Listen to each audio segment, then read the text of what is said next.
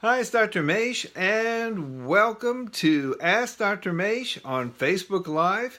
First of all, happy Thanksgiving. I hope you've all had a great day. I hope you were with family and friends. I know I was, and it was, other than the fact that there's so much food to eat, that it's kind of hard to get everything even on the table, so it's a kind of a crazy time that way. But I hope you had a great day and had fun. And because it is Thanksgiving, I thought today I would keep things rather lighter. And we're going to be talking about some fun facts about Thanksgiving.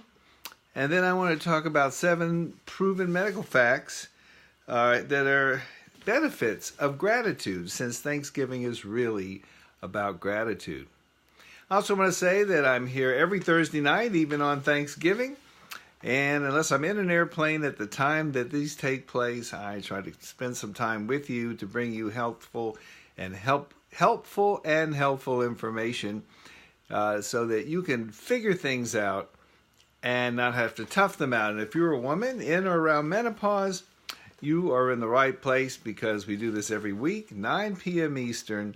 And I hope you'll join me, and I hope that you will like this, and I hope that you will share it with friends and follow me, so that when other times during the week when I come up and have some things to share with you, that you won't miss out.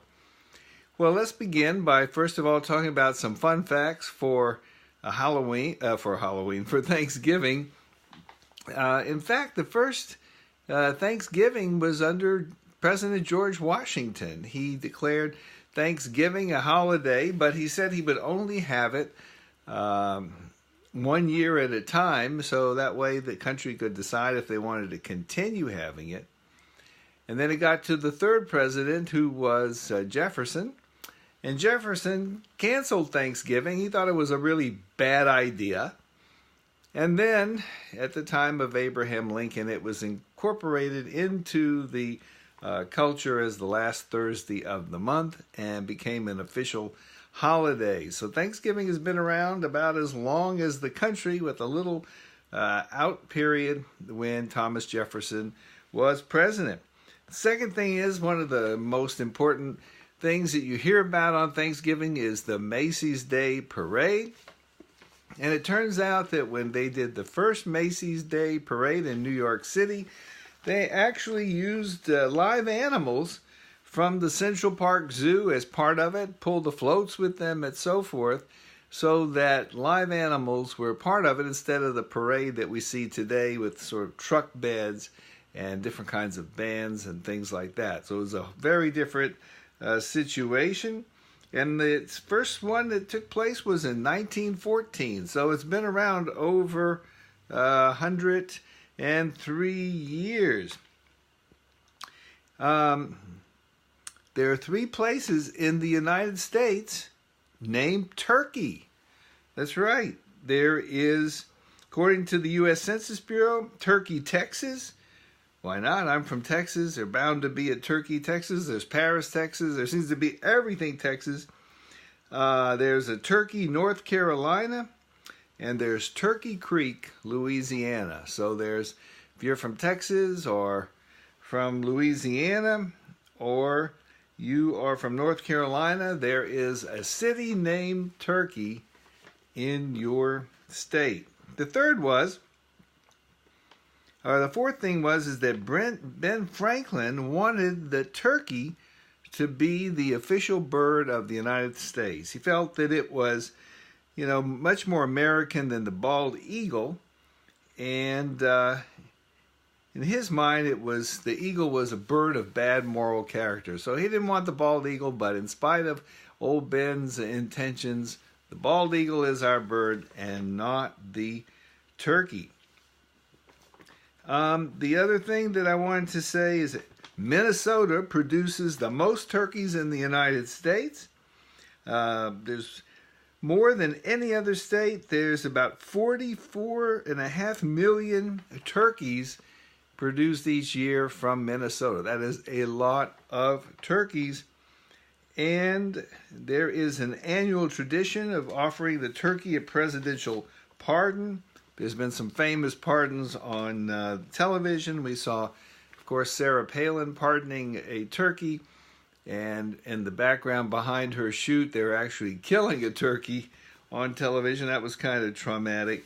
But it was actually George H.W. Bush who was the first president to officially grant a turkey a presidential pardon, according to the New York Times.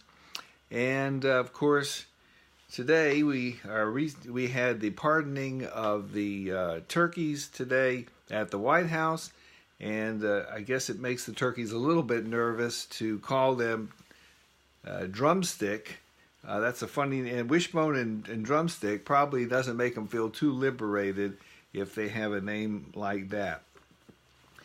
But the whole spirit of Thanksgiving is about gratitude and the opportunity to really feel grateful for what we have. And we do have a lot to be grateful for in this country. And no matter how much we are struggling, there's still things that are things that we can feel grateful for. So there are, in fact, at least seven. There are more, but there are at least 7 proven benefits, health benefits of gratitude.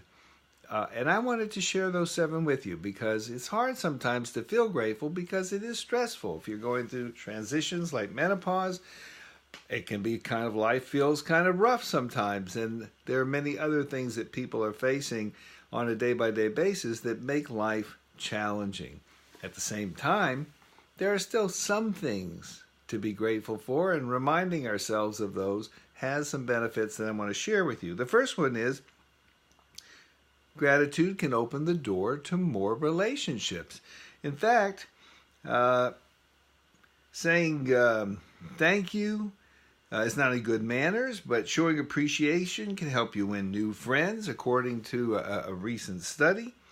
And it's whether it's a stranger that you thank at the door, or sending a thank you to a challenger that helps you with a project, or a colleague that helps you with a project. According to this, the benefit is that it leads to new opportunities to show gratitude. The second one is gratitude improves physical health. And if you think about it, the people who are grateful have fewer aches, they have fewer pains, and there is a lot of physical benefits that come from the sense of feeling grateful. So you feel better if you, in fact, show gratitude. It improves psychological health. Gratitude reduces a lot of toxic emotions, from envy and resentment to frustration and regret. So it can have a benefit on your psychological well-being. It can enhance empathy, and reduce aggression. So if you're feeling grateful, it puts you in a better place. Grateful people sleep better. That alone would be a good situation, because in menopause we know that sleep and problems falling asleep or getting up early or getting back to sleep is one of the biggest complaints affecting a tremendous percentage of the women. So showing gratitude can be helpful there. Gratitude improves self-esteem. There was a study published in the Journal of Applied Sports Psychology found that gratitude increased athletes' self-esteem, which is a pretty important part of performing at your absolute best. And grateful people are able to appreciate other people's accomplishments. So it gets you feeling better about yourself, but also appreciating other people more. And finally, gratitude increases mental strength. So there's been a lot of data showing that gratitude is a major contributor to resilience, whether it's following the terrorist attacks of September 11th, or it's just for worse times that come your way. Still remaining grateful, whether we're talking about survivors of concentration camps or other people in seemingly places that there's no way they could have any gratitude.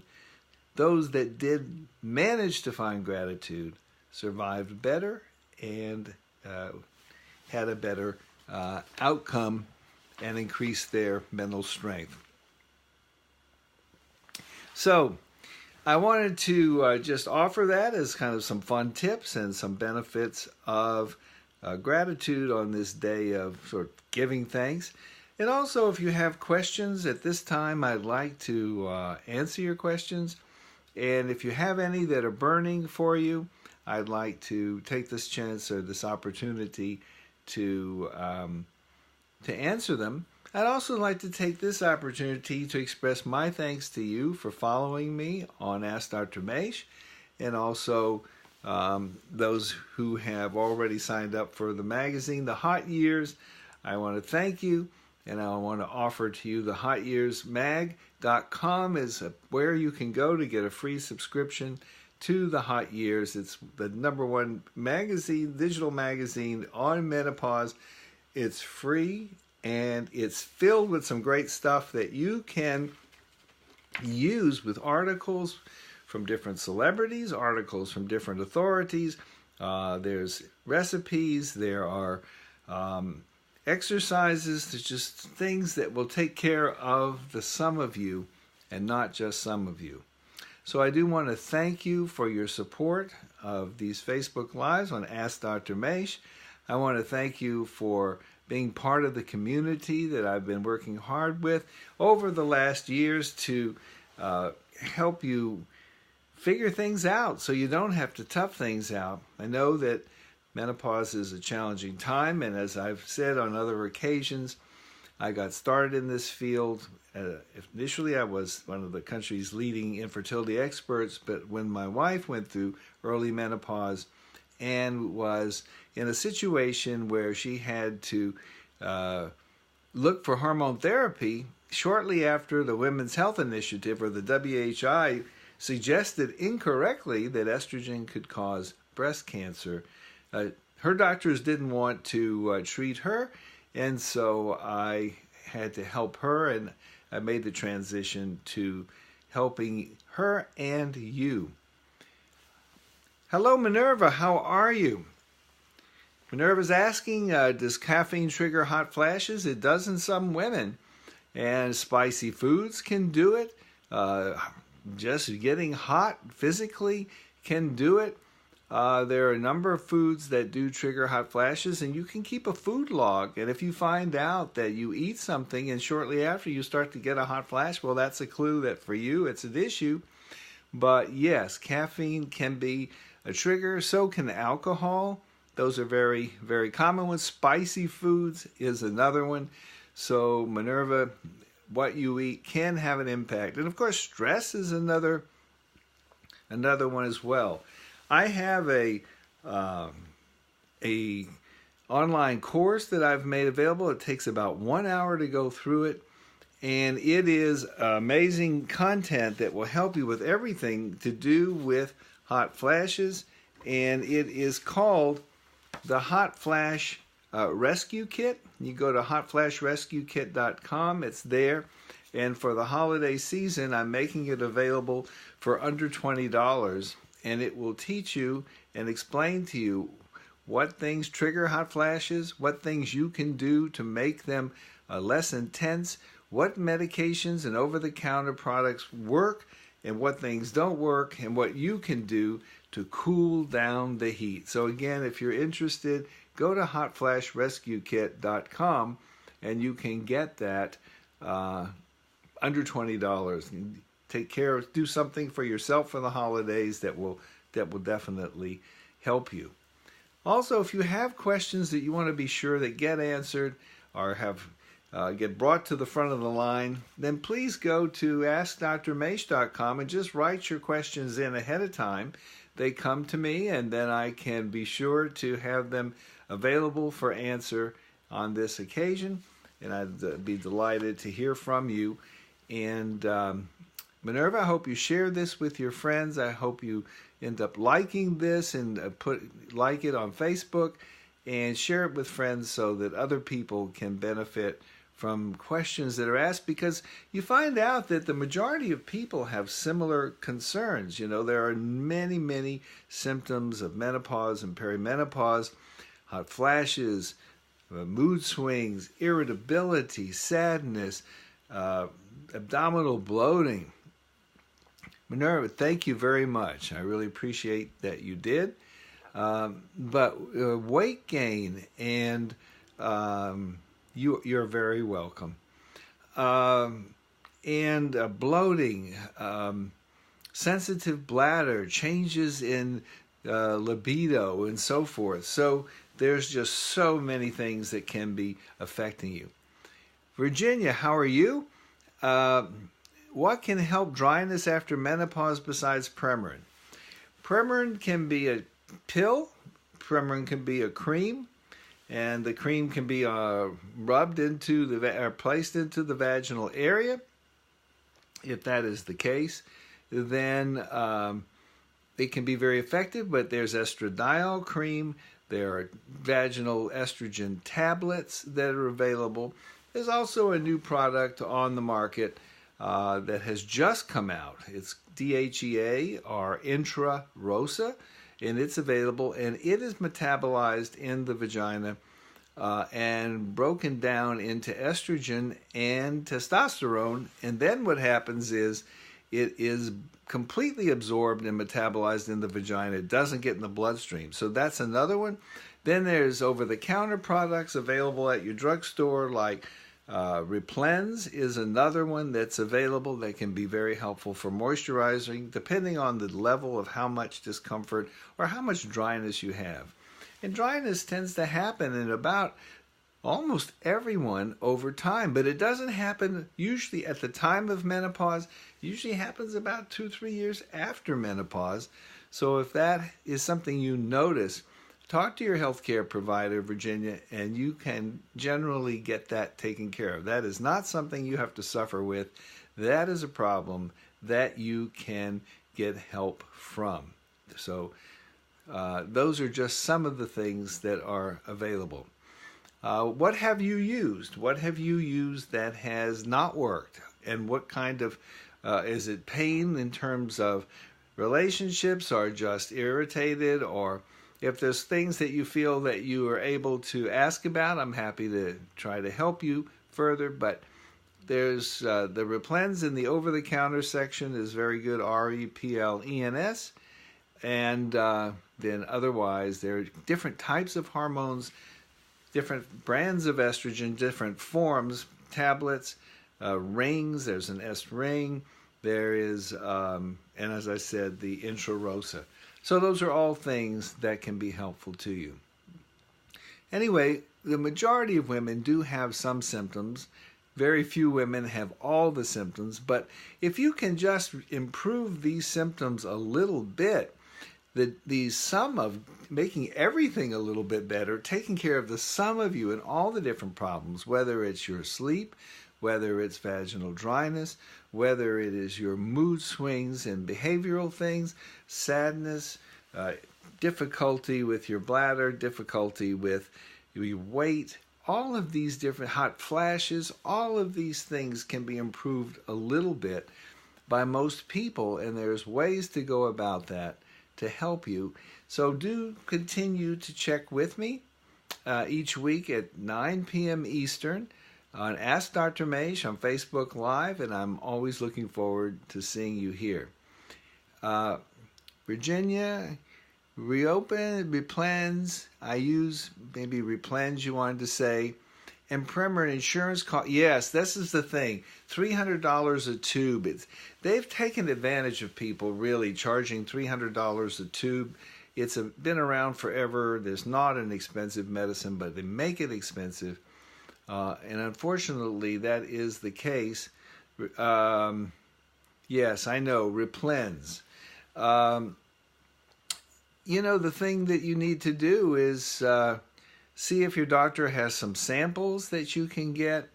There are other kinds of estrogen. They're probably all similar, but there are other brands of estrogens. Estrace is another one. The generic one out there may be less money. And the name of the Vagifem, Vagifem, is the name of a vaginal tablet that may be less. It's actually literally a tablet. It looks like a pill. It comes with a little inserter. You put it into the vagina. That's another possibility. But see if the Riplens will help you. But there are a number of kinds of estrogen. Estrase is a bioidentical estrogen. Premarin is what's called a conjugated estrogen. It's a combination of a number of them, but they do take advantage of people charging $300 a tube. It's very annoying to me, but people need it and they pay it. So, any other questions? I'd be happy to try and answer them. In the meantime, I want to say how much I appreciate you taking some of your time on Thanksgiving Day. I hope it's been one that has been pleasant for you, one that's brought joy, one that you have felt appreciated so that you feel gratitude. I know that I certainly appreciate you spending time with me, and it's my goal to be of help to you as much as I can in this setting and in other settings that I have. Just a quick reminder, take advantage of the free offer I've given to go to hotyearsmag.com and subscribe to that magazine. It's an award-winning magazine with a ton of stuff in it to help you. And if you are having hot flashes, as we spoke earlier, go to hotflashrescuekit.com, get this course for under $20, and you'll get a ton of information to help you that you can go in then and talk with your doctor and really become a partner in your healthcare. That's what I want for you. I want you to be empowered so when you go in, you know what to ask for. Virginia, you are very welcome. Absolutely. Okay, I'm going to wish you then, if there are no other questions this evening, I want to wish you a happy Thanksgiving. For the rest of the little bit of a day we have left, and a wonderful rest of your weekend. Stay tuned. There'll be other times I'll be coming on. Share this with your friends. Please like it and follow me on Facebook so that I can come to your inbox when we have other things to talk about. And next week I'll be here 9 p.m. Thursday Eastern, and I look forward to talking with you then. In the meantime, stay well. It's better to stay well than to get well. Happy Thanksgiving to you.